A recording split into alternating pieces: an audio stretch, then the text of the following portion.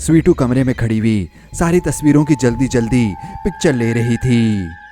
टूटू की तो जान निकली हुई थी और टॉमी दरवाजे पे खड़ा हुआ पहरा दे रहा था। फिर वो बोला, यही कोई आए, कोई आया है। स्वीटू जल्दी करो, इससे पहले कि कोई यहाँ हमें देख ले और हम पकड़े जाएं। हाँ हाँ तुम लोग चलो, बस मैं 2-4 पिक्चर लेकर के आती हूँ। स्वीटू सबूत के लिए कमरे में हर चीज की तस्वीर ले रही थी, मगर इन तीनों बच्चों को ये नहीं पता था कि डॉक्टर साहब का गार्ड इनको ढूंढ रहा था और अब वो उसी कमरे की तरफ आ रहा था। टॉमी, हमें रिलैक्स हो जाना चाहिए। कोई हमें इतना ज्यादा डरा हुआ देखेगा तो समझ जाएगा कि कुछ गड़बड़ है। चलो यहां से, स्वीटू बाजी थोड़ी देर में खुद ही आ जाएंगी। ये सारी पिक्चर्स मुझे फौरन से जाकर के मम्मी डैडी को दिखानी होंगी। टॉमी और टूटू तो यहाँ से जा चुके थे। स्वीटू फौरन से यहाँ से बाहर निकली, मगर उसने बाहर जाकर के देखा कि डॉक्टर साहब का गार्ड सामने से आ रहा है। स्वीटू ने फौरन से कमरे का दरवाजा बंद किया, मगर अब वो सामने नहीं जा सकती थी क्योंकि उसे डर था कि कहीं गार्ड उसे देख ना ले। टूटू और टॉमी मजे से सामने जा रहे थे, मगर टॉमी की नजर जैसे ही गार्ड पे पड़ी तो वो तो डर गया। टूटू ने उसको मना किया। गार्ड ने इन्हें ऊपर से नीचे देखा और बोला, क्या कर रहे हो तुम दोनों यहाँ पर? और वो तुम्हारी बहन कहाँ है? हम तो खुद उसे ढूंढ रहे हैं, वो हमें मिल नहीं रही। असल में हम छुपन छुपाई खेल रहे हैं, पता नहीं कहाँ छुप गई वो।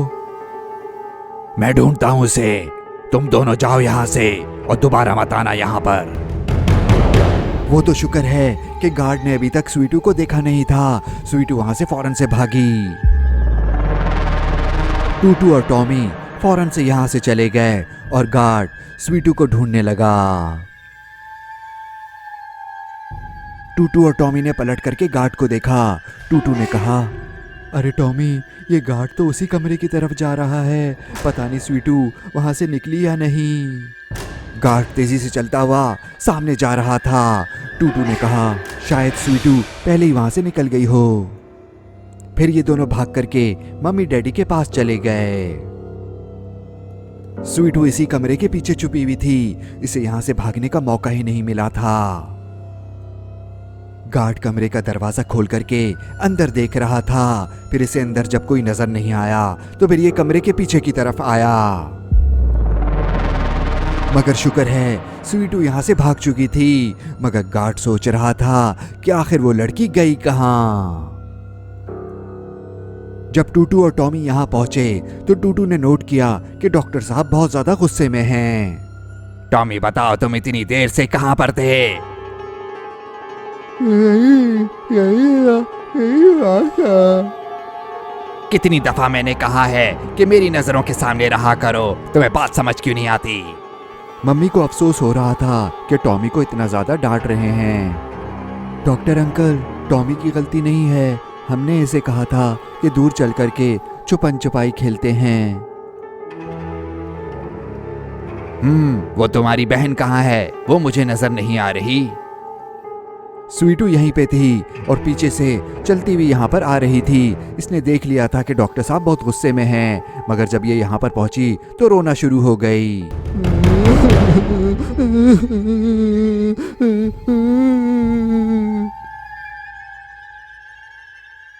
अरे तुम्हें क्या हो गया स्वीटू, तुम रो क्यों रही हो? वो मैं गिर गई थी तो मुझे चोट लग गई, इसलिए बहुत दर्द हो रहा है और मुझे रोना आ रहा है। अरे बेटा, तुम्हें कहाँ पे लग गई चोट? डॉक्टर साहब है ना, उन्हें जल्दी से बताओ। नहीं, डॉक्टर साहब को नहीं, बस मम्मा मुझे कमरे में ले चले, मैं ठीक हो जाऊंगी, चले फौरन से। अरे क्या हो गया, इतना ज्यादा डरी हुई क्यों हो? मैं जरा चेक कर लेता हूँ, कोई हड्डी तो नहीं टूट गई? आओ जरा मेरे पास।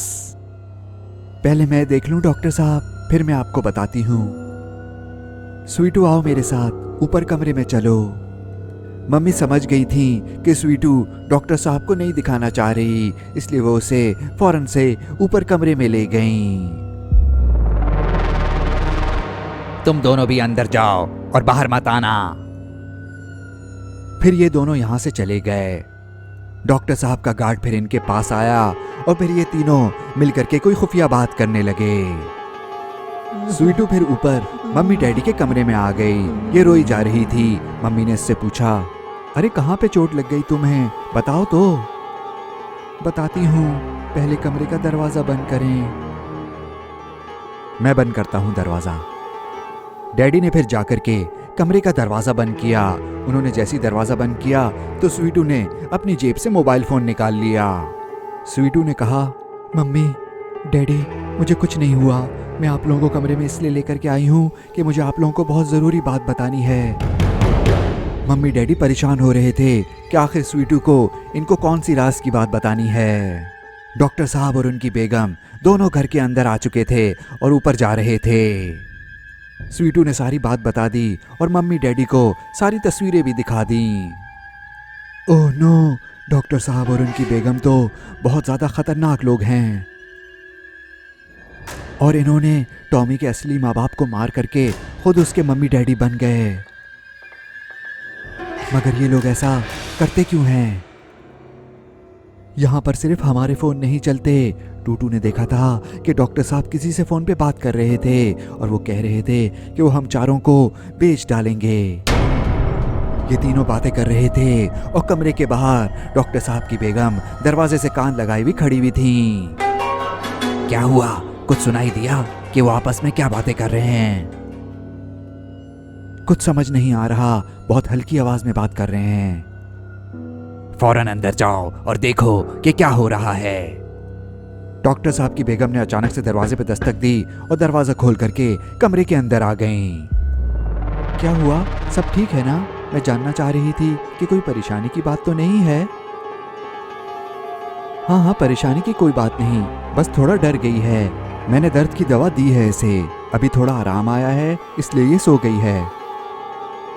शुक्र है कि कोई खतरे की बात नहीं। डॉक्टर साहब इसके लिए परेशान हो रहे थे। आप लोगों को किसी भी चीज की जरूरत हो तो हमें जरूर बताइएगा।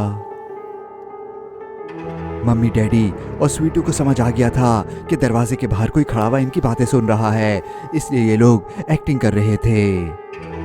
डॉक्टर साहब आप परेशान मत हो, खतरे की कोई बात नहीं, थोड़ी देर में ठीक हो जाएगी। शुक्र है कि कोई हड्डी नहीं टूटी। तुम्हें तो मालूम है ना कि कल वो इन लोगों को लेने के लिए आ रहे हैं। चलो चलते हैं यहाँ से। टूटू साइड में खड़ा हुआ इनकी सारी बातें सुन रहा था। लतीफा फैमिली को अपनी जान बचाने के लिए जल्दी कुछ करना होगा। मम्मी डैडी हमें यहाँ से भागने का कोई प्लान बनाना होगा। हम कोई बहाना बना करके यहाँ से चले जाते हैं। अरे क्या बहाना बनाएंगे? डॉक्टर साहब तो हमें यहाँ से किसी सूरत नहीं जाने देंगे। डैडी ठीक कह रहे हैं, डॉक्टर साहब तो हमें पकड़ लेंगे।